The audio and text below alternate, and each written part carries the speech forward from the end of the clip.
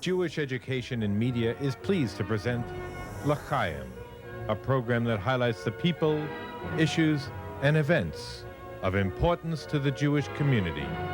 Now here is your host, Rabbi Mark Golub.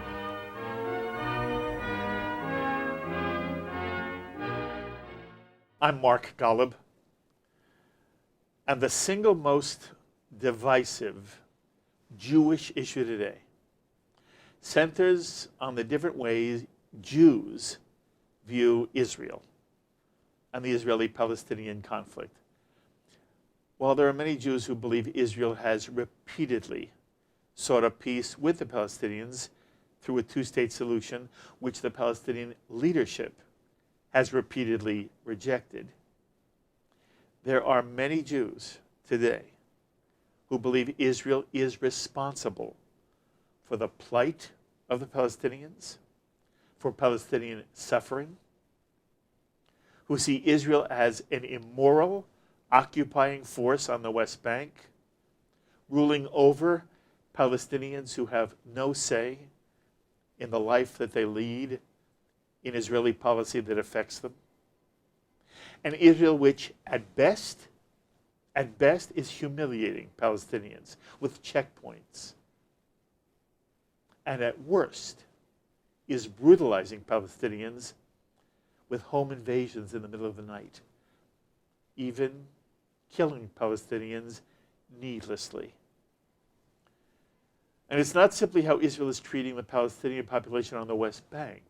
It's also how Israel is mistreating Palestinian Arabs living in Israel who are second-class Israeli citizens, who must not only suffer with fewer social services, less government funding, but who are humiliated by an Israeli national anthem, Hatikva, that specifically references Nefesh Yehudi, the soul of the Jew, but which never acknowledges the soul of the Arab or any non-Jewish citizen of Israel.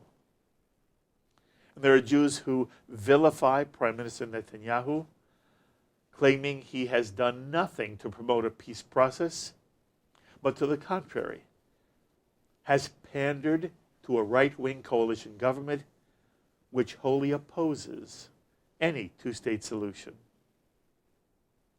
And so you find many well-meaning Jews, an older generation that comes out of a noble Jewish tradition of liberalism, and most disturbingly, younger Jews in their 20s on college campuses who've been convinced that Israel is a colonial state guilty of apartheid and that the Palestinian cause is righteous and just.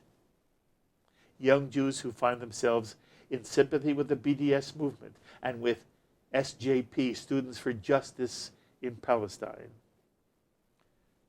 which actually reflects the real feeling that's driving this anti-Israel movement, namely that the creation of Israel was a moral mistake, that to recreate a Jewish homeland in 19th and 20th century Palestine, to do so the Jews stole the land from an indigenous Arab Palestinian people, and that therefore at least Israel should withdraw from the West Bank and permit the Palestinians a state of their own, and at most the Jews should turn all of the land from the Jordan River to the Mediterranean Sea into one binational or multinational democratic state.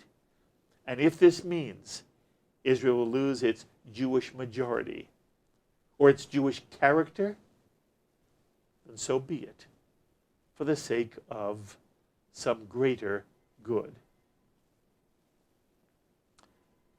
For me, I know for many of you, but for me, this abhorrent anti-Israel analysis is predicated on lies, ignorance, and on an emotional bias that has no basis in reality, but is grounded in anti-Semitism and the tragic discomfort or fear Jews have about their own Jewish existence. This anti-Israel perspective is so irrational, disconnected from any reality, that it defies any other explanation. And a sad component of all this is that most American Jews never get to hear from Palestinians who support the State of Israel, who can describe firsthand the way in which Palestinian leadership is undermining any coexistence with a Jewish State of Israel. It's one thing to hear American Jews blame Israel for the Israeli-Palestinian conflict. It's quite another to hear from a Palestinian Israeli who has his own message. And on this edition of el-Fahm, I have the enormous privilege to be sitting with such a Palestinian Israeli. It's my honor. I get chills sitting with this man. It's my honor to introduce to you Yahya Mahamid, born and raised in one of Israel's largest Arab cities, which is a stronghold of anti-Israel activism, who experienced Israel firsthand, and as Yahya will describe, came to understand that what he'd been taught as a young Palestinian, to hate the Jew, as well as to hate Israelis, what he's been taught was a lie. And Yahya became a self-proclaimed Muslim Zionist. By no means the first Muslim Zionist. And if you watch JBS regularly, you have seen others on this channel before. But Yahya has a most compelling story to tell and a perspective to share, which he is doing now all across the country, representing Stand With Us and really throughout the world. It is an honor to have you at the table with us, and I thank you for joining us and for being willing to tell your story and to share it with as many people as possible. Thank you for being here. Thank you for having me. I'm really honored. It's my pleasure. Thank you. Thank you. Talk to me a moment about you, then we'll talk about the issue. You're 20 years old? I am indeed. Okay. Who's your family? Who's your mother? Who's your father? Do you have any siblings? I do have one sister younger than me. My mother has raised us as a single mother in the Arab world, which isn't an easy task to do. How did that happen? My father has passed away as a kid. I'm very sorry. Therefore, she raised us on her own. She did quite the mission. She was a great mother. What's her name? Manal. Manela. Means after you pursue a dream in Arabic. That's lovely. Yeah. And you have an older sister? I have a younger sister. Yeah. Named? Rahma, means mercy. Where is she? Mercy. Where is she in life? Unfortunately, I have lost contact with family during the years, and almost 8 months ago, I lost contact with all of my family, including my mother and my sister. I'm very, very sorry.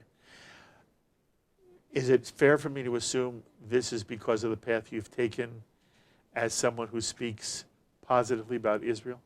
Absolutely. Unfortunately, I have paid a price when it comes to this. I have taken the path less traveled, so to speak, and the price came with it. But I'm doing a mission. I know what I'm standing for. I'm passionate about what I'm doing. I'm going to continue until the end. Okay. Where'd you go to school? I went to Ibn al-Haytham in my hometown, el-Fahm. And where is your town? My town is near Nazareth. It's in the close proximity of Afula, Khadera. It's in the triangle area, Wadi Ara as well, as we call it. Okay, but it is an Arab-Israeli village, correct? It is within Israel proper. Okay. It is a city with a population of 50,000 people. Okay. You go to school there. By the way, was it a good school?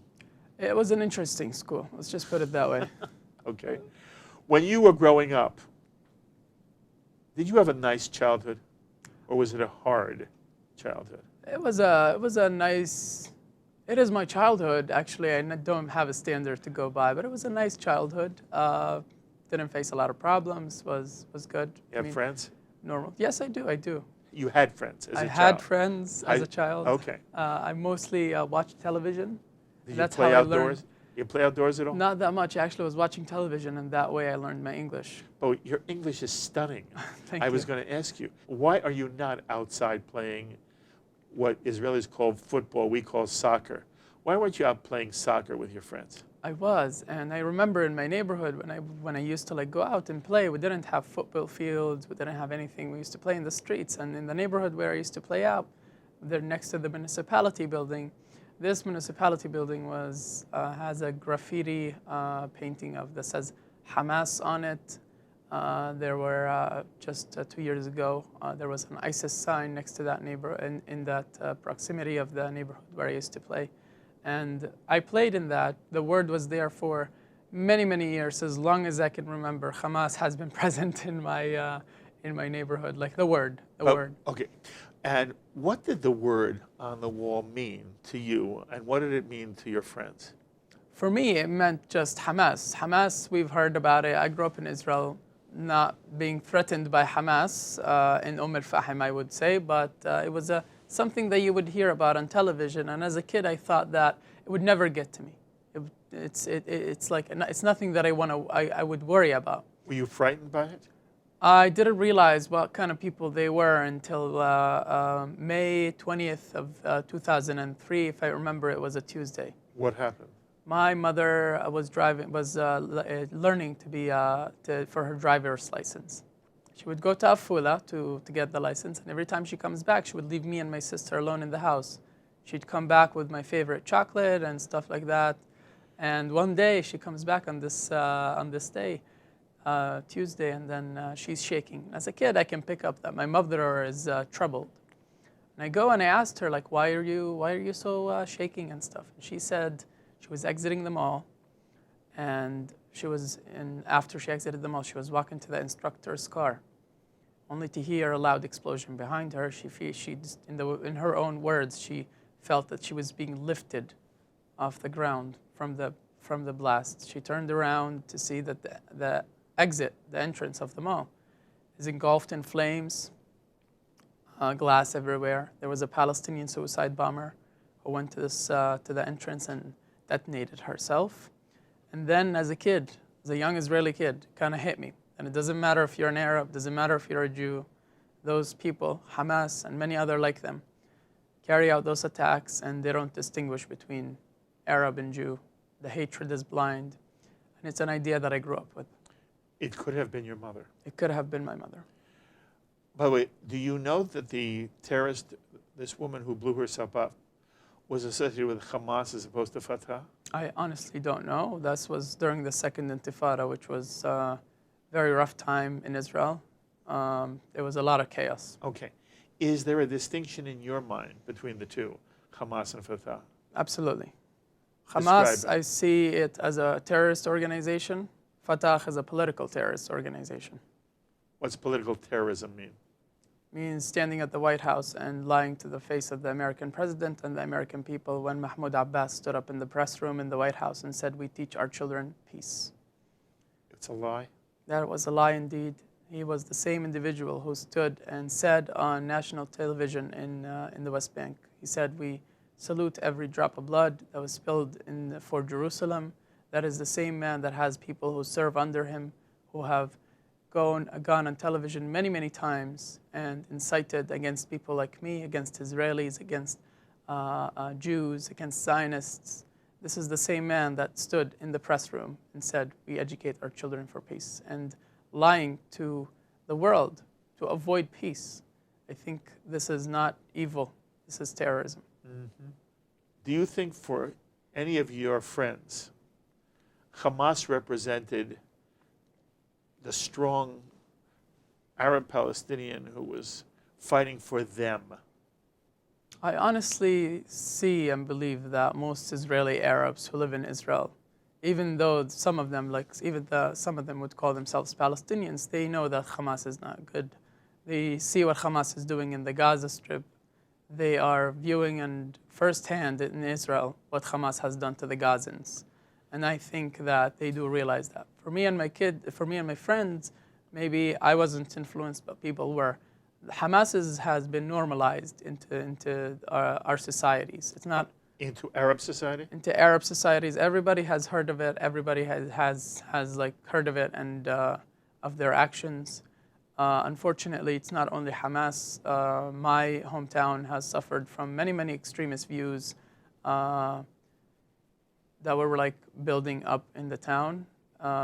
We had ISIS signs in the town in the same place, around 15 meters, a couple of feet away from where this painting of graffiti says Hamas, 15 feet. There was an icon that says ISIS. It was the icon of ISIS. It was around whenever ISIS was taking control in the Syrian territory, and it's right next to the municipality. As you're growing up, I've seen how you've described also the journey you've taken. One of the things that I believe you've said is that when you were a child, you were living in a society that was being taught to hate Jews and hate Israelis. Is that what you were taught? In my society, el-Fahm, I can only speak for my society, but I find similarities with other Arab societies as well. The society where I come from I grew up in a place, I was brought up to the world in a place where my city was controlled by people who call themselves the Islamic movement. This Islamic movement has been recently labeled in late of 2015 as a terrorist organization. They have been controlling the town for over 30 years, and that town has turned to be their stronghold. And they're very anti-Israel. They're very endorsing of extremist views. They support the Muslim Brotherhood in Egypt. They hold festivals every year to spread lies about the Israeli government and the Israeli people. And I remember the last time I was there, sitting there and hearing all the lies, and I was just in shock. And those are the people who control my town. So the town has been swamped by anti-Israel rhetoric. And I asked you a specific question. Were you taught that? It is not. I grew up in Israel, so it's not that I'm not getting the same education as the Palestinians. I don't open my textbook in school and see that Israel doesn't exist. It is, I would describe as white noise. White noise where Al Jazeera is on every television speaking about how the settlers have broke in to the Temple Mount. The demonizing the state of Israel, using the term occupation, the occupation force, the Zionist entity. Arabic is very descriptive, and that's the way that they demonize the state of Israel, and using those very specific words that trigger in your mind. I personally wasn't like brought up and said like hate the Jews, go stab a Zionist and go like punch a Jew, but it was the stuff that would like lead to there. How do you think your mother feels about Jewish Israelis?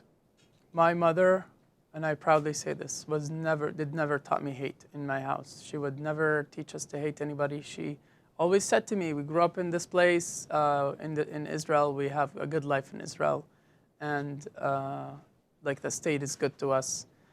But she would never tell me like to hate the Jews or something. Okay. There are many people who are very upset for Arab Israelis because they do not have the same social services, they do not have the same government funding, and they are considered by many to be second-class citizens. Did you and your mother feel like you were second-class citizens in the state of Israel? Definitely not. I think that... Definitely not? Definitely not, no. Having the claim that we're second-class citizens is by far not even close to the reality that we live. Don't get me wrong, we did face challenges of growing up. The state of Israel isn't a perfect place. We grew up in Israel. The biggest challenge that the state of Israel faces is the good thing and the bad thing, is its diversity. We are such a diverse country. Therefore, we have so many challenges of accommodating so many cultures, so much diversity. My town has been isolated because the people who control it and control the municipality, the Islamic movement. Therefore, they're not cooperating with the government. Therefore, they're making me, as Yahya, who lives in el-Fahm, suffer to achieve their political agenda. And they're using my suffering to send the message to the world that Israel is using us as second-class citizen. But I look at Israel, where currently 35% of Israeli doctors are Israeli Arab, where the name Muhammad, an Arab name, has been the most popular name for newborns in Israel for years and years, where People and minorities are thriving, religions are respected, and hearing the claims second-class citizens, it is by far not even close to the reality, realizing that we have affirmative action laws that are implemented in our system, in our political system, that give me, as a minority, the advantage over the majority. Do you know in English what the phrase Uncle Tom means? Uncle Tom, that is related to America. If there is an African American who tries to apologize for America for its treatment of African Americans, that African American is called an Uncle Tom.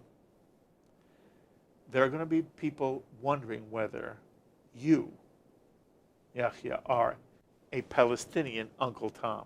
You understand, if you're right, if in fact you say, to say that Arab Israelis are second-class citizens is far from the truth, and that in fact you feel that, as you said before, no society is perfect, that within Israel, the best of Israel, the Arab Israeli is treated as a full Israeli citizen. People hearing you are going to feel one of two things. Wow, why were we told something different? American Jews are told all the time that Arab Israelis are treated poorly and are in fact second-class citizens. Or people are going to assume you don't know what you're talking about, and you're being driven by some ideology that is self-serving for you, Yahya. So I'm asking for all the people who are wondering, is Yahya a Palestinian Uncle Tom? What's your answer? I honestly don't know if I'm apologizing for something. I'm sharing my journey as an individual who grew up being taught more or less the same message, that the message that is being spread to the Jewish communities over here in America, that Israel is bad, Arabs are suffering, minorities are suffering. But if we look at the facts, all I'm saying is that let's look at the facts, and that's what I'm saying. Not apologizing.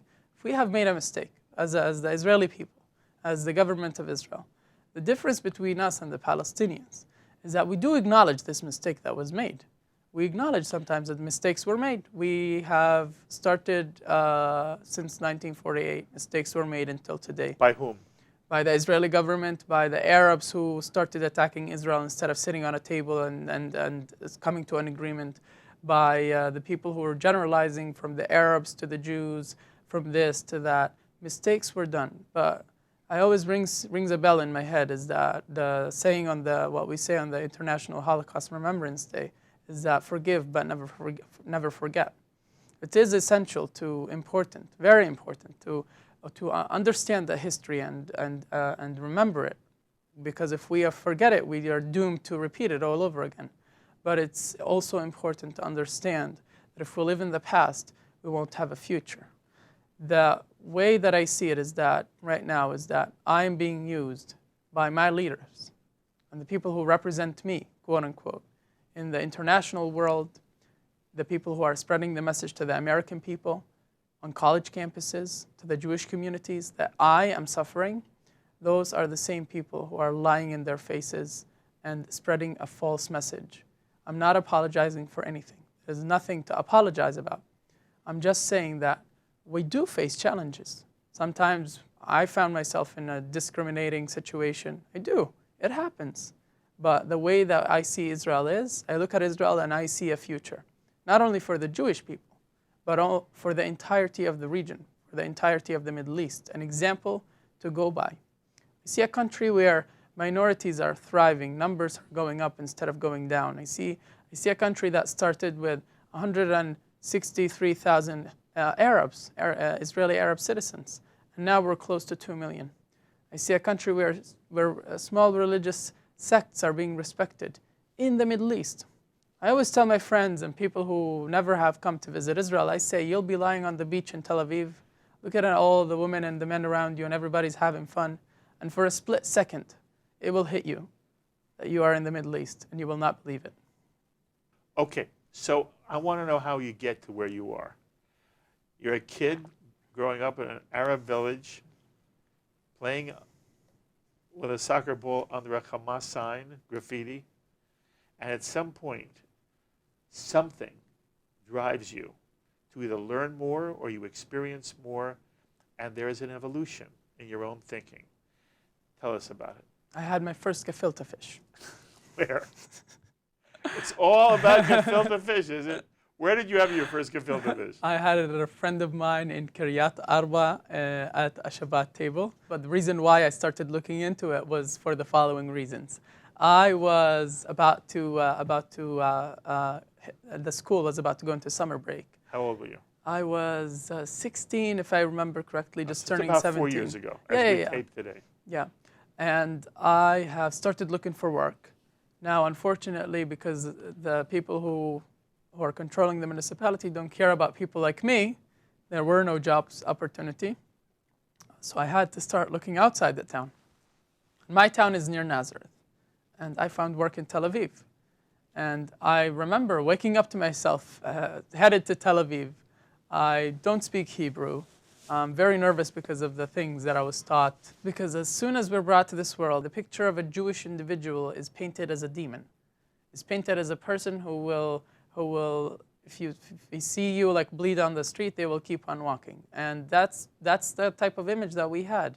And you, as a young 16-year-old, took a job in Tel Aviv amongst what you imagined, based on what you were taught, Jewish demons. This is your first day at work. First day at work. You're scared. Very. And what happens? I meet my manager. My manager. Where? What was the business? Renaissance Hotel in Tel Aviv. Okay.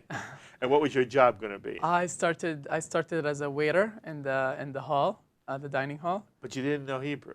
I didn't know Hebrew, so that's why they gave me the job of a waiter. I had to learn all the T words. Can I take your plate? And that's it. And I started as a waiter. I have met my managers. The first day, I couldn't really communicate in Hebrew, so my manager didn't speak English as well. So it was really interesting communication going on between me and him all day long. But he could. The thing that I liked about it is that he could pick up that I was nervous. He picked up that I was nervous, and he was trying to diffuse the situation. He was very nice. He was very understanding. He was very professional at the same time. And I remember, like, because I was so worried in the morning, I remember going back home on the bus on the same day and thinking to myself, did I just make my first Jewish friends? Because that idea, coming from a place where there is Hamas graffiti, ISIS graffiti, stuff like that, having Jewish friends is such a foreign idea. And on the first week, it was a very, very eye-opening experience. I started talking with people. I have taught myself Hebrew in 1 week, started really breaking down, like grinding the words one by one, and I started having basic communication. And the first week, something really interesting happened. On the first week, I just finished a 12-hour shift. We were preparing for Chag Sukkot, and I get approached by a person who works for Chabad. This gentleman who works for Chabad approached me, and the first question he asked me was if I put tefillin in the morning. I love their dedication. I absolutely love their dedication. But before I could answer that, he starts telling me how important it is to shake the lulav and to do the blessings and everything. And once he finished, I have a big smile on my face. And I told him, I'm sorry to waste your time, but I'm not Jewish. And what he said to me remained with me until today. He said that it doesn't matter if you're Jewish or not. What really matters is that you're a good person. And those words that came out of his mouth were like a wake-up call to me. That whatever I was taught, it doesn't really fit with the facts on the ground. Again, people are entitled to have their own opinion about everything. But they're not entitled to have their own facts. And the facts on the ground were not fitting exactly with my opinions. So I remember going back home on the bus, digesting the moment that was just happened. And I got to the conclusion that maybe I should reconsider everything that I was taught about the Jewish people, about the state of Israel. And that is what I did. How? I went back to work, to the hotel. And every day I would start speaking about a quote-unquote controversial subject. You see, Israeli Arabs and Jews are friends. They talk, they work side by side, but there are different things that you don't discuss, that you don't speak about. Politics is one of them. So I started touching base on politics, like how do you respond to how do you respond to the occupation of the land? How do you respond to the Jews came from Europe? How do you respond to that? And like they would tell me, like my friend, I have a friend who's like Temani, like Yemenite, and he's like, what do you mean Jews came from Europe? Look at me. So stuff like that like started to ring a bell. And the moment where I realized how complex the situation is, and it's a message that I want to deliver to all the corners of the world, is that how complex the situation that we have in Israel is. That me as a kid, if you go around the world, anywhere, you stop and the first Arab you will see, you tell him that Israel is digging tunnels under Al-Aqsa Mosque, he will confirm he has heard this before. I was told this growing up. After starting to developing my own views, I started looking into this because this was a big matter. As I said, in my city, every year they would hold a festival to speak about it. I learned that the same people who told me that Israel was digging tunnels under Al-Aqsa Mosque are the same people who were themselves digging in the mosque, the Jordanian Waqf and the Islamic movement. They dug 8 million tons of rebels and dumped it outside and that was an archaeological disaster, as one of my friends puts it, because the Temple Mount is so rich with history, and just having bulldozers to dig up the ground and throw it to the side of the mountain was a big disaster. Mm-hmm. And I look at how deceptive those people are of telling me that the Jews did it. Meanwhile, they were actually the people who did it. And I ask myself the very simple question: why? Why are we still in this conflict for almost 70 years? Why can't I, as an Arab, go and have fun in Beirut in Lebanon? Why me, as an Israeli, can't just go and be with my Muslim brothers walking around the Black Stone in Mecca? Why is that not happening? And every time I ask that question, the finger that was pointed at Israel turns out to be pointed at the same people who pointed it at Israel. And that's why I'm doing what I'm doing today. Mm-hmm. When you were growing up, did you attend a mosque? I was very religious, yes. Was there an anti-Israel or anti-Jewish message in the mosque? Personally, in the mosque that I went to in my community, there wasn't an anti-Jewish rhetoric. In the mosques, some of the mosques that are in my town are unfortunately being used for a political podium, where we had a mosque that was built in the town. We have around 56 mosques in the town. And this mosque opened, and we woke up to the news that this mosque had an ISIS sign on it. And this mosque was being used as a platform to advocate for ISIS, speaking about it in an Israeli city in my town. And some of the mosques were like that. Other mosques were good. You heard my open in which I mentioned that there are people who even suggest now that Hatikva should not be the national anthem of Israel any longer. And there are people who will say that the Arab Israeli in some way feels alienated from the state of Israel, and that Hatikva is a symbol of that alienation. How do you feel about Hatikva? Do you think Hatikva is in some way offensive to the Arab Israeli citizen, and would you want to see it changed? I honestly, I had problems at first whenever I started changing my opinions, and I had conflicts in my mind. And Hatikva was a big challenge for me. But now, seeing how I feel about Hatikva, people ask me, how do you feel as an Arab singing about the 2,000-year-old dream? I say I'm very proud. I sing about the 2,000-year-old dream because it's my country. That's the national anthem. I salute a flag that has the Star of David. That is my flag. And whenever I'm drafting to the army soon, and whenever I will be in the army and pledge allegiance to the state of Israel, I will do it under that flag, holding a Quran in my hand. How representative are you when you say this about Hatikva and the Israeli flag with a Magen David on it? The problem that I face and many others face from the Arab community is that we cannot go around asking for opinions of people. I personally know individuals who would repeat and echo the same words that I have used here today, but maybe not in front of a camera, maybe not in front of something that is public. They're afraid. They are afraid, and I recall a very recent incident where a Palestinian friend of mine, who is a very big advocate for peace, lives in Hebron, very good friends with many of my Jewish friends. Muslims had a holiday just recently after Ramadan, the holy month. We call it Eid al-Fitr. And one of my Jewish friends went to visit this Palestinian. He sat down, had coffee, took some pictures, shook hands, Chag Sameach, enjoy the holiday, and left. 2 days later, my Palestinian friends get arrested. No charges, no nothing. Nobody knows what prison he was, no family visits. And that's what the people who are willing to stand with Israel, who are willing to maybe to live side by side next to the flag that has the Star of David, are facing. Mm-hmm. I had the honor to speak at a charter school in Smithfield, North Carolina, and I was shocked by one of the kids. He asked me pretty much more or less the same question that you did just right now. Where are there others like you, but where are they? I said, yes, there are others like me.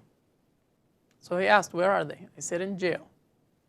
Unfortunately, whenever an Arab stands up, whenever somebody stands up to say those words, to say, I have no problem with Hatikva, I have no problem with saluting a Star of David flag, unfortunately, they would pay a very, very heavy price. Mm-hmm. So it's really hard to give you a number on that matter. Very fair. What about the Nakba? At the moment, Israel actually, I don't know if the word permits, tolerates, embraces the notion that the Arab Israeli also has the right to express his feelings, even about the establishment of the State of Israel.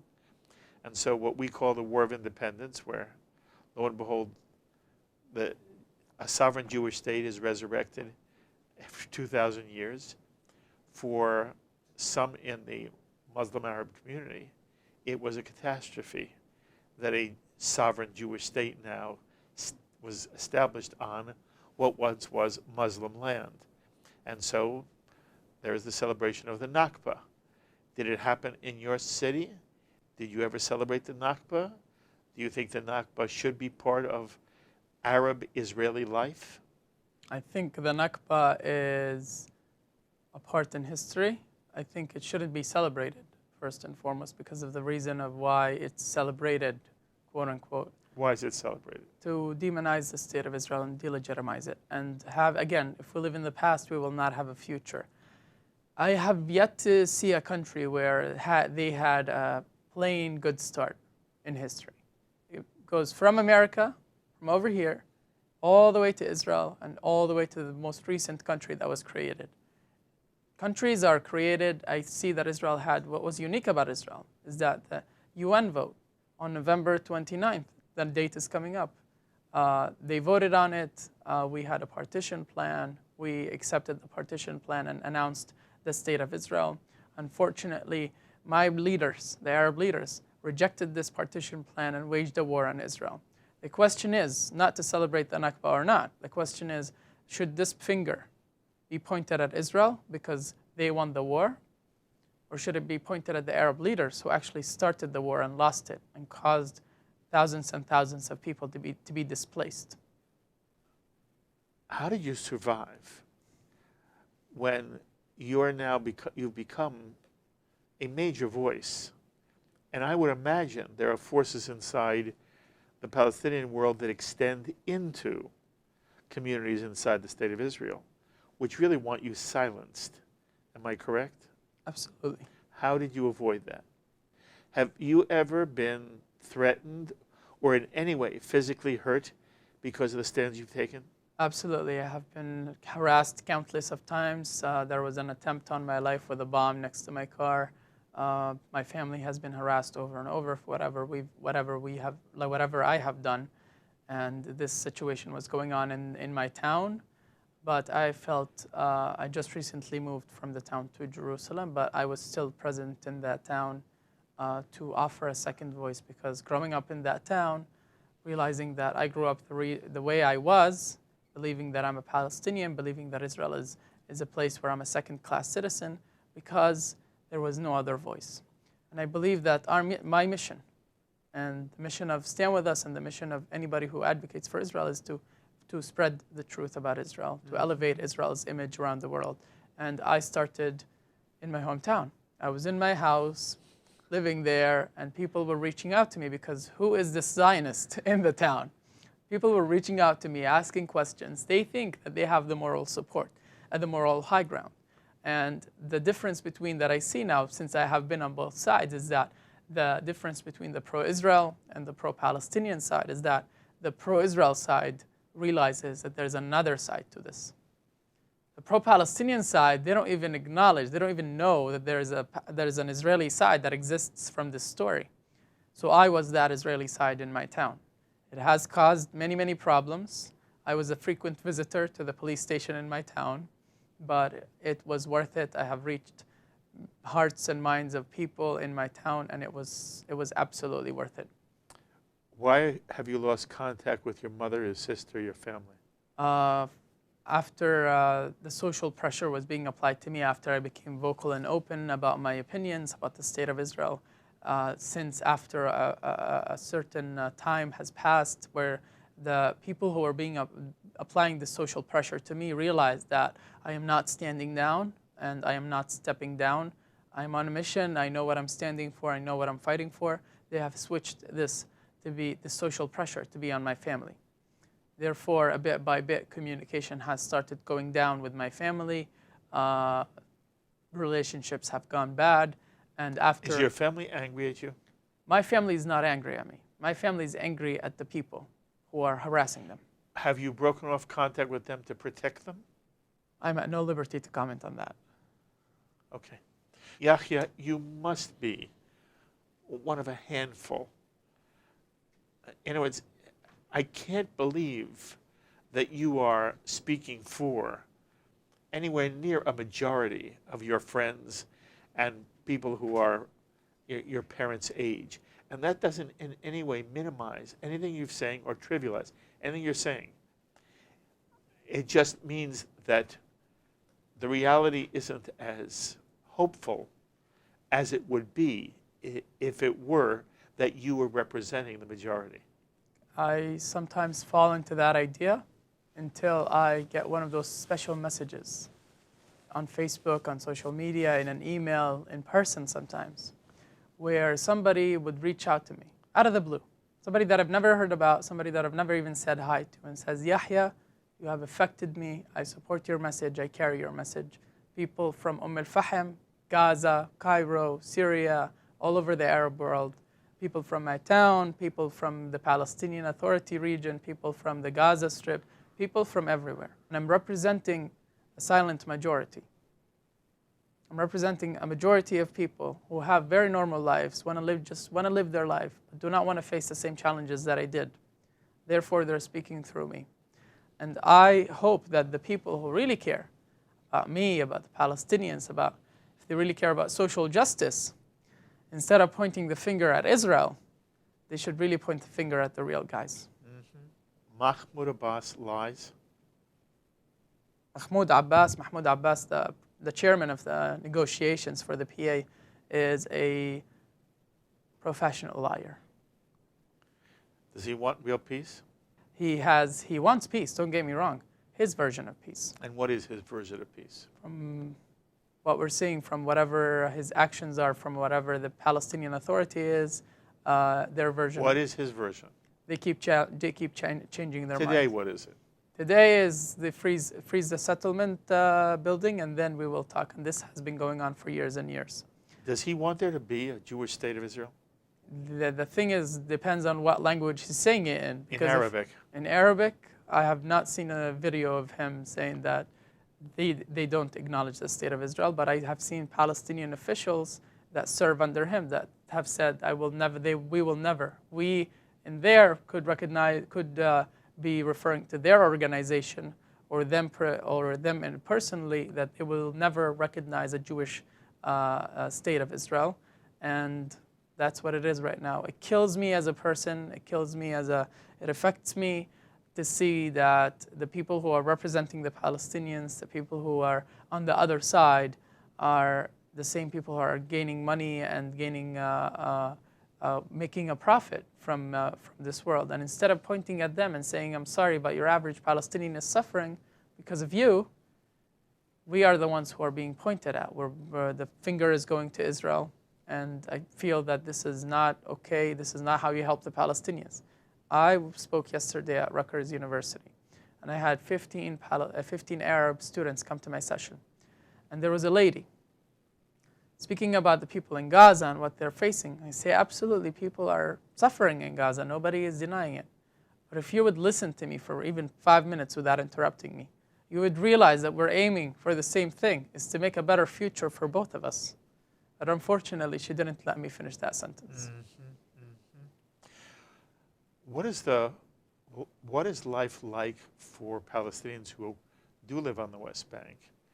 And there are American Jews who are very critical of Israeli occupation, who say, as long as Israel has a military presence on the West Bank, as long as Israel has the right to go into any Palestinian village or town and pull Palestinians out of bed in the middle of the night for whatever accusations they make, as long as Israel controls movement on the West Bank, Israeli occupation is an evil, and it is an evil that reflects upon the evil of Israel as a whole. And again, you're an Arab Israeli. What if there were an Arab Palestinian, a Palestinian from Hebron or Nablus or Ramallah? They were sitting in this chair, and they were free of fear.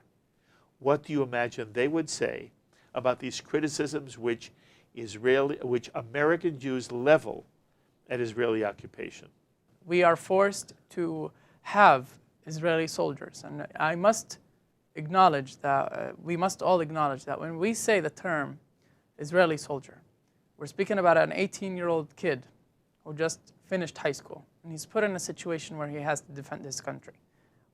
We're having those 18-year-olds, 19-year-olds, 20-year-olds in the West Bank and everywhere, not to serve an Israeli agenda, not to serve an Israeli purpose, but to serve a higher purpose, which is to maintain the security situation in the region. Doesn't matter if you're an Israeli soldier, this is what you're taught. If you're an Israeli soldier, you help everybody. The Israeli soldiers have seen countless times Israeli soldiers helping Palestinians, helping Israeli Arabs, helping. For example, we got a flat tire in the West Bank once. Guess who stopped to help us? Israeli soldiers. They went for me and my mother. My mother couldn't change a tire. They stopped, they changed the tire. Those soldiers are there not to strict movement, not to enforce something, but they're there to maintain the security situation in the area.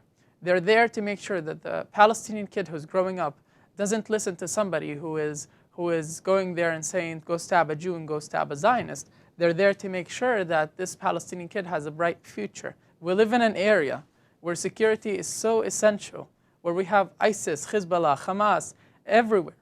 If we don't work day and night to maintain the security situation, we shall fail.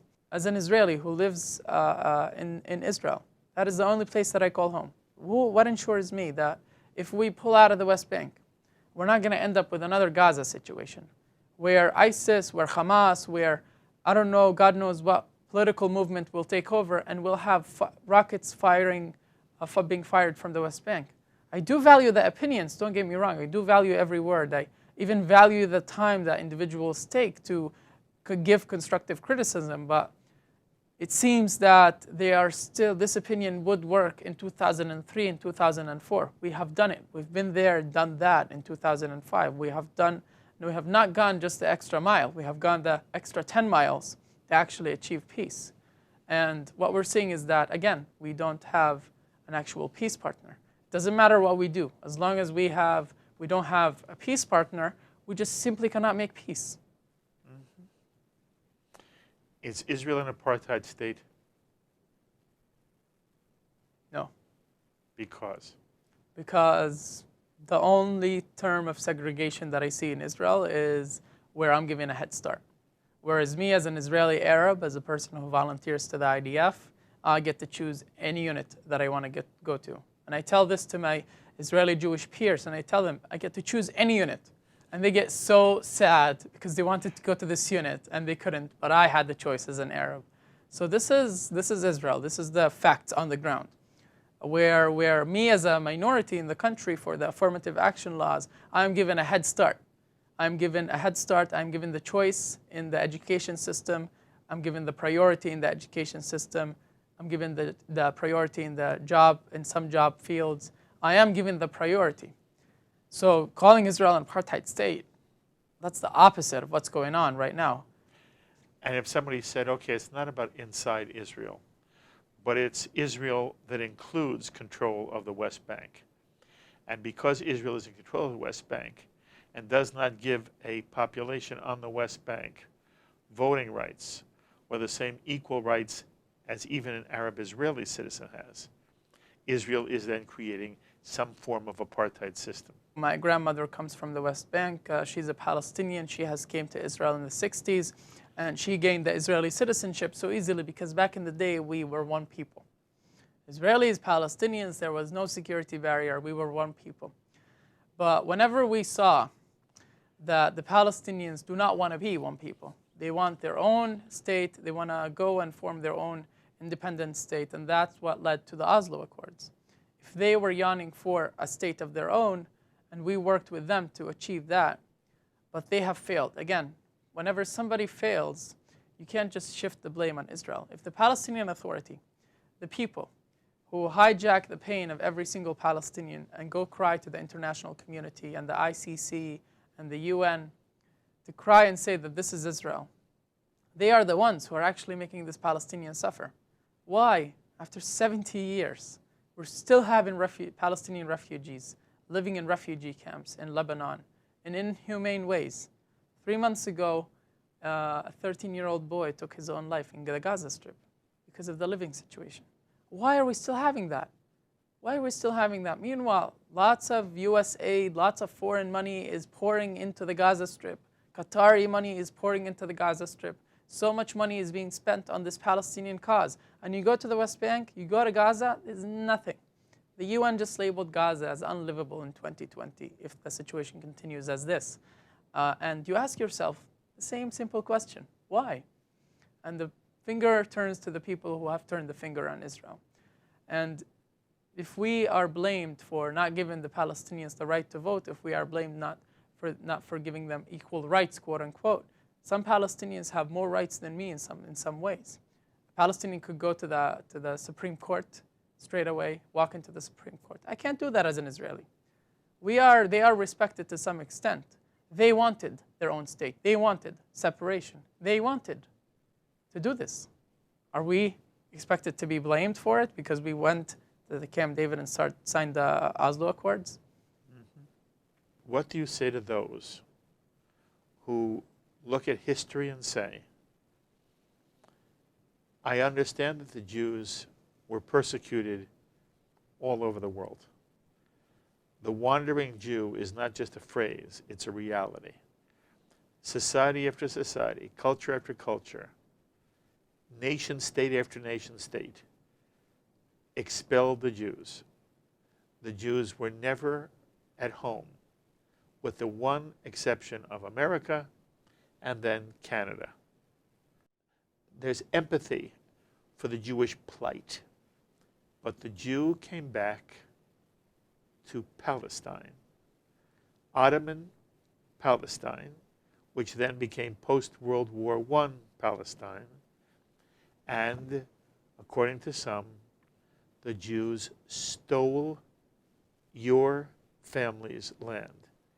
The Jews stole your ancestors' land to create a Jewish sovereign state, and that the Jews are responsible because they took someone else's home. And now there are those who believe Israel has to pay for that. What do you say?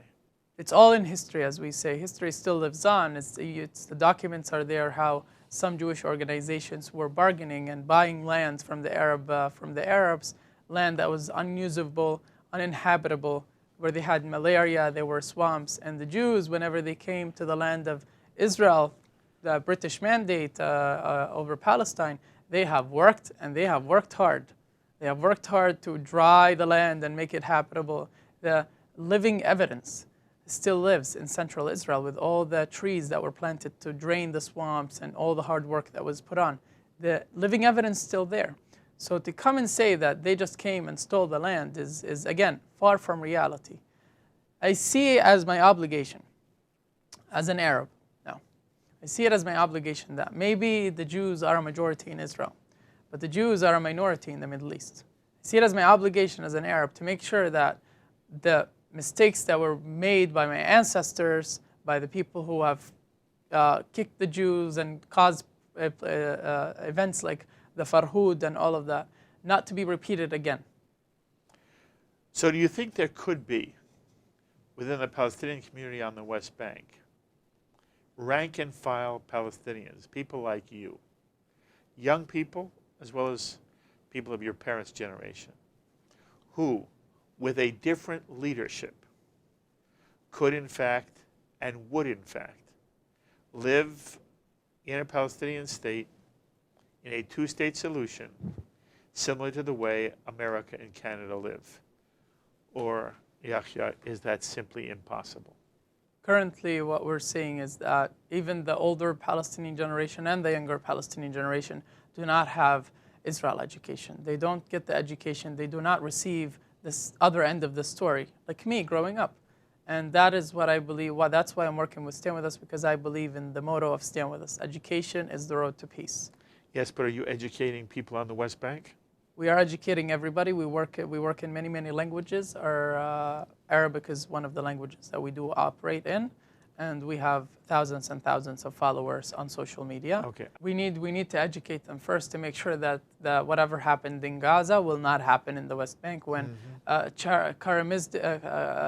charming leader would stand up and promise them money and promise them good thing, and next thing they know, they are using bunkers to hide rockets and fire rockets and kill Israeli civilians. We need to make sure that of that happening. And how do we do that? By education. Whenever we say at Stand With Us that education is the road to peace, for me personally, those words are the words that made me who I am today. I did not receive the education, therefore I believed in what I was being taught. The people pointed at Israel, therefore I was pointing at Israel as well. Why would you swim against the flow? But with the proper education, I turned to be who I am today. And it's been quite the journey. Let me say that. It's been quite the journey.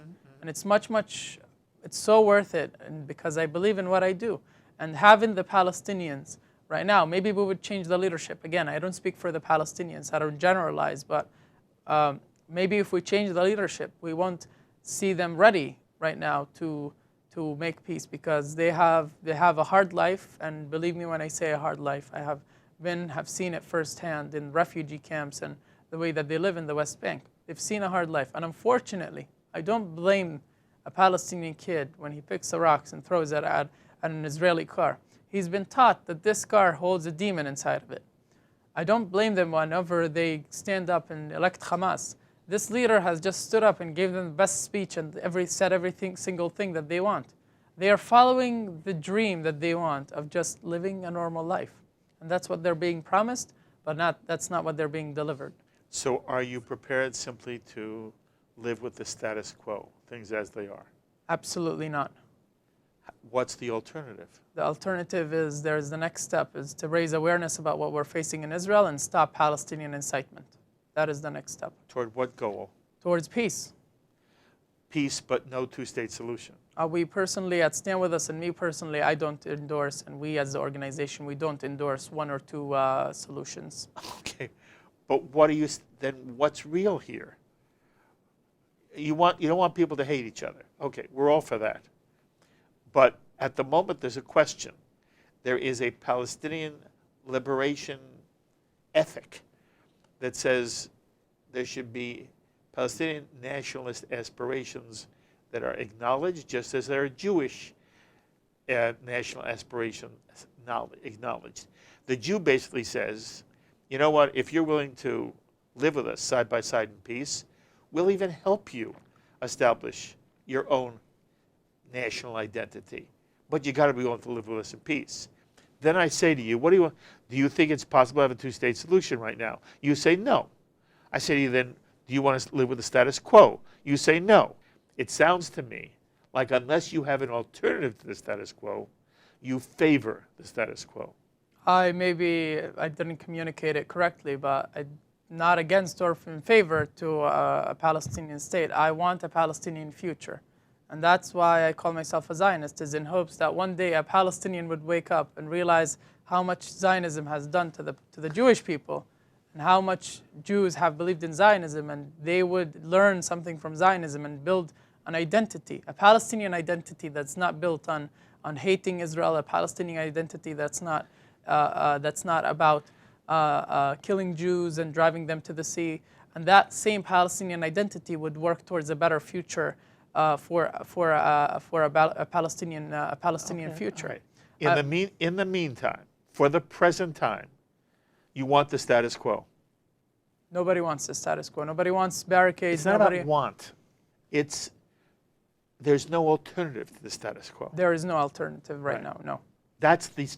Isn't that the human tragedy here? It is for the Palestinians mostly. Yes. I see what people, I see the anti-Israel students on the campus, the anti-Israel individuals who are speaking and advocating in the name of the Palestinians. And I always point the finger and say, the Palestinians are suffering because they are not given the right to speak as their people. Mm-hmm. Organizations like the BDS, I personally have walked the streets of many Palestinian villages with a friend of mine, asking the Palestinians for a project, asking the Palestinians if they know what the BDS movement is, if they think that boycotting Israel is helping them. I can only recall one moment where a Palestinian man with his big white mustache and big kufiya on his head stands up like this and says, "Why would you do this?" In his mind, he couldn't comprehend, why would you boycott Israel to help him? Because a big chunk of the Palestinian economy comes from Israel, but a very, very small portion of the Israeli economy comes from the West Bank. Mm-hmm. Therefore, if you really care for the Palestinians, if you care for social justice, again, if you do care, this is the key word, care. If you do care, you do your homework. If you do your homework, you will find out that it's not Israel is to blame. It's the people who are speaking, quote unquote, in the name of every Palestinian.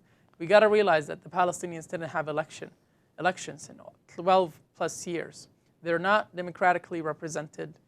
The people who are speaking currently in the name of the Palestinians are tyrants. There's nothing different from Mahmoud Abbas and any Arab leader who is like currently leading ruling over Arab country because of his blood or because he's from a royal family. Nothing different. And therefore, we must understand that they are suffering because they're under a regime that doesn't care for them. This is the summary of the conflict, is that one side doesn't care about their people, doesn't care about civilians, doesn't care about anything. Meanwhile, the other side is investing millions of dollars into protective systems and building rocket shelters and stuff. And I look at this, and I was just recently in southern Israel, and we were doing a tour, a StandWithUs tour, and I was just sitting at a park in an Israeli city down south. And I see this kid who is playing on a bomb shelter. And let me tell you, I'm an adult, I'm 20 years old, but I've never seen such a building in the middle of a playground that is beautiful. But it broke my heart to realize that this is a bomb shelter. And it looks like a toy from afar. And I see this kid playing on it. He doesn't realize it's a bomb shelter. He doesn't realize why it's there. But it breaks my heart because he doesn't realize. And looking at this, people are asking me, like, do you want the status quo? Every time I hear the status quo, I remember that picture of a child playing on that bomb shelter. And no, I don't want that.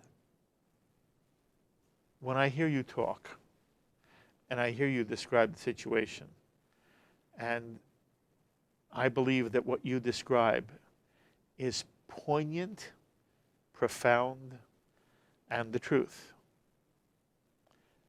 And then I see the way in which Israel is discussed in our own country, and I'm talking now about government, American administration, State Department.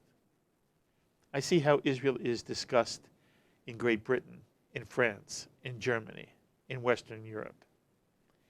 Do you have any idea why governments, Western governments, beginning with the United States, but it doesn't end here, tend to be very sympathetic to the Palestinian cause and want to bring pressure on Israel to make further concessions with the idea that if Israel does so, there will be peace?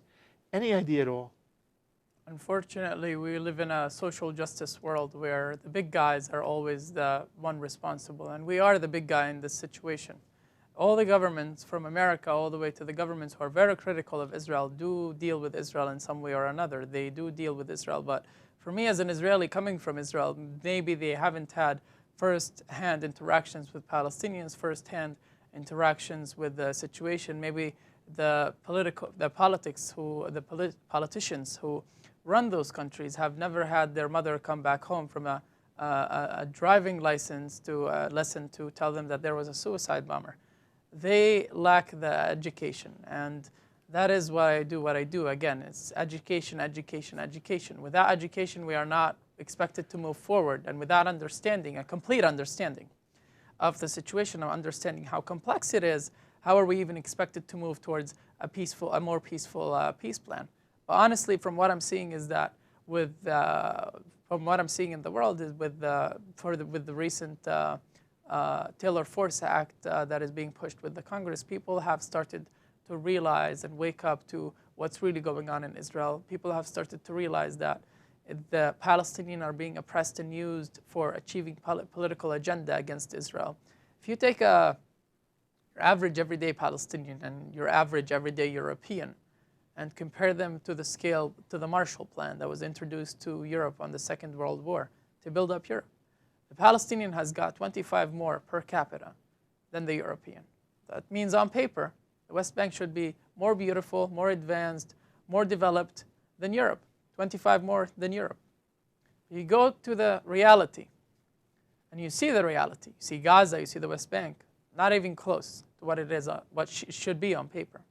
And again, why? It's because what it is, because they have a corrupt government, because they are ruled by terrorists, and that's the situation that it is. And instead of people understanding and opening opinions and the debates and giving a platform to Israel, to Israelis like me, to people who have first-hand interactions with this situation, they avoid us, they boycott us, they interrupt us like yesterday, they do everything within their power.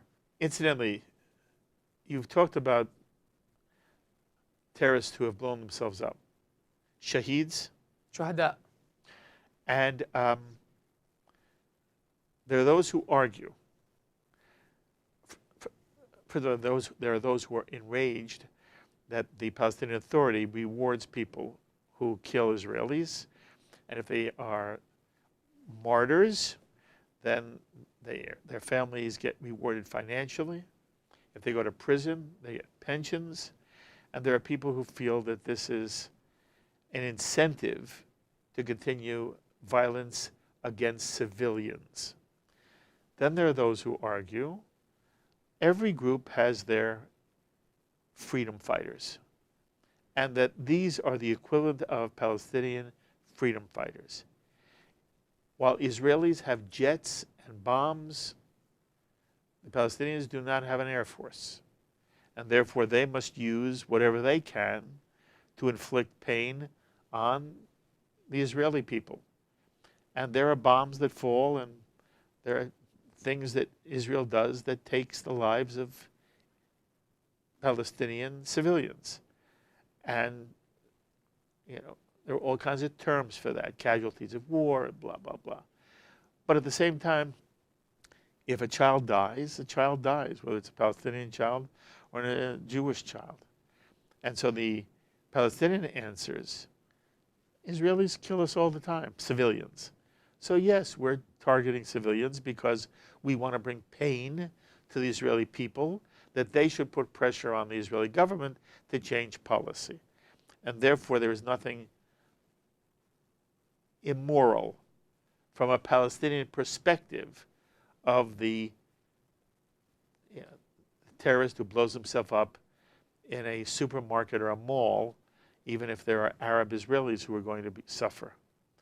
What's your feeling about the Palestinian right or not right to use terrorist activity, including suicide bombers, in their war against Israel? The term one man's terrorist is another man's freedom fighter, I guess, doesn't apply to the Palestinian situation, and here is why. Our terrorists are the same terrorists for the Palestinians. The people who make us suffer make the Palestinians suffer. Therefore, they have no freedom fighters. The only people who are actually caring for the Palestinians and give them full rights and treats them as people is Israel. So you could argue that Israel is the freedom fighter for the Palestinian. Having that being said, the Palestinians and the Palestinian Authority, the people who, those martyrs who carried out those attacks, if they do realize, if their aim is to make the Israeli people pressure their government, this is not the way to do it. You do it with peace. You do it with reaching out to your Israeli neighbor and saying, you know what, I really don't like what happened during the last election. I don't like what was said in your parliament, and that's how you do it.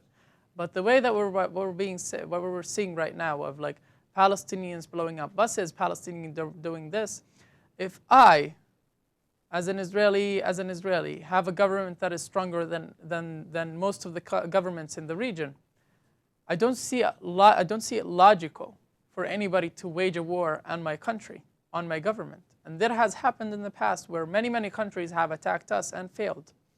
So it doesn't seem to me logical at first on why the Palestinians do it.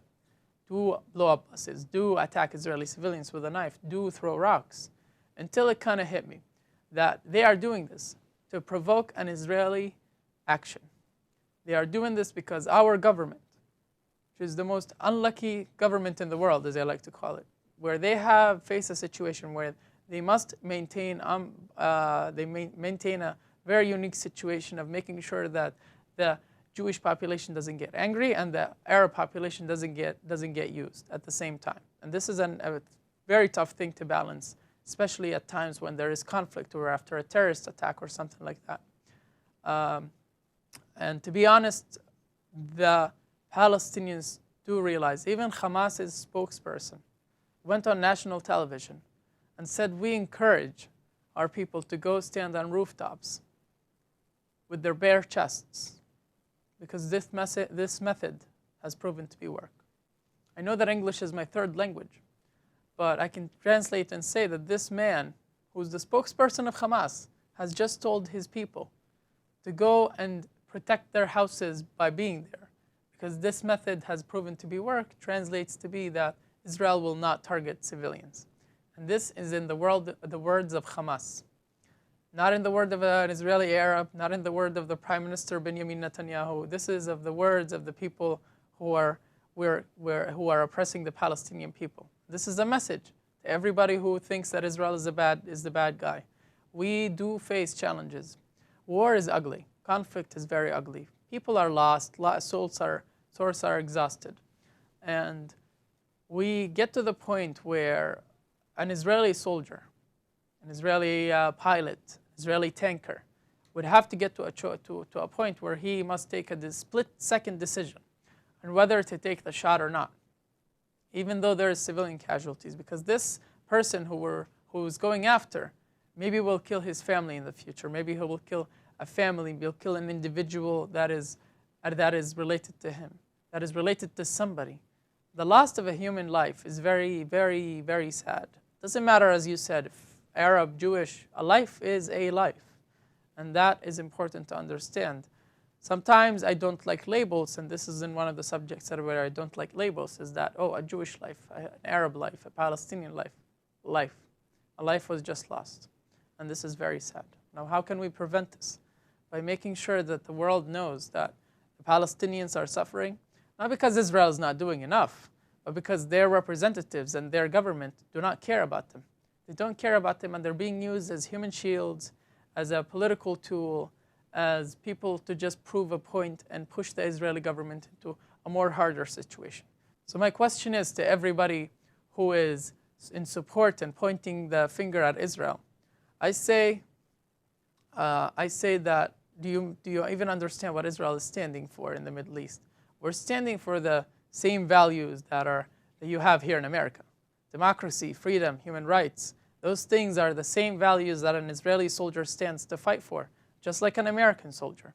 And those things, without us, Israel, being in the Middle East, fighting the war against terrorism for the Western world, it would have been a totally different situation. And instead of us getting the help from countries that value the same values that we have, we are being fought by those same countries in the UN, in the international community, by the ICC. It's a sad reality where we see the people who we are trying to help and make the world a better place, a world of their version of the world, make it come to the Middle East. We're seeing resistance from them. A sad reality, a very reality that I cannot understand. We had Professor Mordechai Kadar sitting at this table. And he said Americans don't understand. There is no such thing as one Palestinian people. There's no one people on the West Bank. That basically what you have is many Palestinian tribes, communities. In some instances, they don't even intermarry. And that this notion of Palestinian nationalism, while yes, there's a movement to create a Palestinian state, it's not the same model as the Western idea of nationhood. To what extent do you feel that is an accurate, to the extent to which you know, to what extent that is an accurate description of the community that lives on the West Bank? Is there one Palestinian people, or are the people of Ramallah different than the people of Nablus? When I mean different, they're separate from, and separate from the people of Hebron.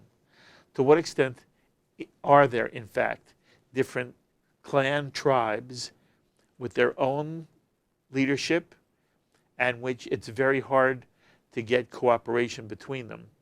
To what extent has that evolved into a real one Palestinian people? The most amount of racism that I face as an Arab is from other Arabs. Other Arabs in the West Bank who call me Arabiya Shamenet. Shamenet is an Israeli yogurt, and they call us with that name to say that we're luxurious, we're living the life. And unfortunately, I mean, the Arab community, the Arab culture has started as tribal, and is still, in some sense, until today. I guess the Professor Mordechai Kadar, was right in some sense. I acknowledge that with that statement. I align myself with it, is that the Arab nation, not only the Palestinians, but the Arab nation, the Arab world in itself is so different to some extent that sometimes we cannot understand each other's accents. We come from very different worlds. I have an Egyptian friend in Jerusalem, and we speak in English because we cannot understand each other's Arabic. So it boils down to even the language, and therefore the values and the culture, and et cetera, et cetera. I can imagine something like that happening within the Palestinian territories. And again, I'm not a Palestinian. I can't give you a first-hand interaction, but I can definitely guarantee you that nepotism exists in the Arab world very, very much, and tribal is very much still alive and well, and family is to be respected in the Arab world. So, you're not a Palestinian? I have Palestinian heritage. Yes. And I don't identify as a Palestinian, to be honest. I was born in Israel. Are you a Palestinian Israeli or an Arab Israeli? I am an Israeli Arab. You're Israeli Arab, you're not an Israeli Palestinian. I am an Israeli Arab. I think there is a big difference here where the individuals who call themselves Palestinians, most of them do not even refer to themselves as Israeli Palestinians. Some do, but mostly as Palestinians. And I feel there is 3 categories of Arabs and how they identify within the political spectrum within Israel. Is that there are Israeli Arabs like me who are just Israeli Arabs who feel that they are part of Israel. There are Israeli Arabs who don't feel that they are part of Israel, maybe have been misled with all the anti-Israel rhetoric that is circling in their towns, in our communities. and call themselves Palestinians or Israeli Palestinians. And there's a third category, which are the Palestinians, the actual Palestinians, who are born in the Gaza Strip, born in the West Bank, and those are Palestinians. It saddened me that you grew up not knowing Hebrew. And you've talked about how important language is, and how language can also divide as well as bind. Do you have any thoughts on whether Arab communities and Arab villages and Arab cities in Israel should, in fact, be sure their children are taught Hebrew? The Israeli Arab towns are, in fact, getting education. I was taught Hebrew. There were no focus on Hebrew. Isn't it a shame? It is a big shame, and it is unfortunately a tool to be used for their agenda. Yes. If you even cannot communicate with the other side, and they're painting it in a very black and white image for a Jewish individual or for somebody, and if you can't even contact and make communication with the Jew, then yeah, their agenda, their plan is working just great, if you ask me. Yes. Conversely, it would be nice if Israelis learned Arabic. Arabic is a thing in Israel. It's all over the street signs. I believe like I thought about it just 2 days ago, where there's a big portion of Israeli Jews who are Mizrahi Jews, Middle Eastern Jews. The only difference between me and them, they are Arabs. The only difference between me and them is just they believe in Judaism, I believe in Islam. We both have spoken Arabic. I have met one of my great friend of mine here in New York City. He is a Yemenite Jew. He was born in Yemen. He grew up in Yemen and then left Yemen to here. Now we met where he, the Jew, was living in a Muslim country, and I'm the Muslim living in a Jewish state. He was a minority. I was a minority. We both speak Arabic as our first language. We both speak Hebrew and English. And we both come from the same background. But the only difference is that me as a minority, I was treated with full rights in the Jewish state, but he as a Jew in a Muslim country was treated as not second, but I would argue 13th grade citizen. Have you seen the television series Fauda? I love Fauda. I watched it 13 times. You love Fauda. I love Fauda. Why? It is so realistic. Fauda does a great job of introducing the Arab world to the Hebrew Jewish world, and they do the opposite as well. They introduce the Hebrew world to the Arab world. It is a great thing. They show that Israeli soldiers, as I said, are not just evil people. They are people indeed. They have, once they take off the uniform, once they go back home, they have a family. They have a mother that goes and kisses them. They have somebody who's waiting back for them. They are people. So again, the question raises itself is why are we still fighting and why are we still doing this if we do realize we came to the conclusion that we're all people? Why can't we live together? There's no Shalom Achshav, equivalent of Shalom Achshav in the Palestinian world. There's no formal Peace Now movement in the Palestinian world. Am I correct? If there is, they would be all in jail and I wouldn't know about them. There are Palestinians who want peace with Israel. It doesn't make sense. Doesn't it make sense that in 70 years, we've never had a Palestinian who just stood up and said, you know what, guys, maybe we should live side by side with them. Maybe we have almost 4 million Palestinians living in the West Bank and 2 million living in Gaza. And it doesn't make sense that nobody, not a single one of them, stood up and says, maybe we should stop blowing up their buses. Maybe then they would stop like sending their soldiers to here. Whenever Palestinians stand up and say we want peace, they go to jail because their representatives are not interested in peace. And we as people of the Western world, of the world of democracy, we should understand and stand with them to help them. Isn't this what America is doing wherever we stand? America stands with the Syrian people against their tyrant regime and stuff. This is what we're fighting for. The Western world fights for Western values, and we fight extremists' views and agenda. And the Palestinian Authority falls into that category. So there are 3 pins on your lapel. Let's see the 3 pins. What do they stand for? The first one is the Israeli flag with the American flag to indicate and send a message, a very clear message that Israel is the biggest ally for America within the Middle East. Next pin up. And the next pin I have received as a present from the Museum of Diaspora, Jewish Diaspora in Tel Aviv. And I felt that once I leave Israel, I put this logo on to show my support for the entire diaspora community. Lovely.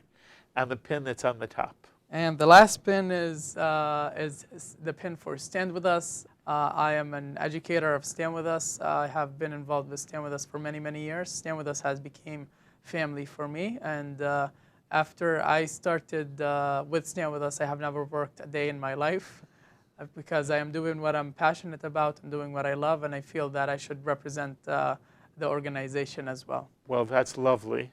I think the people who do Stand With Us are out of this world. I think Shachar Azani is beyond out of this world. You are fabulous. Yotzei min haklal. Thank you very much. You're out of this world. I am so impressed by you. This is not the last time you should be here. This chair is always waiting for you. Thank you Anytime you're in the area, you come by, we'll just continue. Thank you very Fair much. enough? Thank you. Kol Thank tov you so hatzlacha. much. Thank you. Thank you. Wonderful.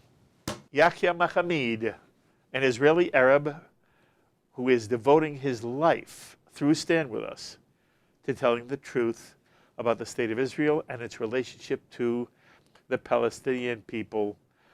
I hope you've enjoyed your time with him as much as I have. He's an extraordinary young man who is doing something not simply for the state of Israel, not simply for the Palestinian people and the Arab people. He's doing something for the world. And, you know, the message he learned from the Chabadnik who said, it's all about being a good person. That's the essence of it all. It's the essence of Judaism. I hope it's the essence of Islam. I hope everyone understands it's what it means to be a lovely, compassionate, gentle, embracing human being. And Yahya represents all of it. And if you want to be in touch with Yahya, you send me an email and I will forward it on to him. It'll be his decision whether he wants to date you or not. Until the next time, I'm Mark Golub. L'chaim, my friends, to life.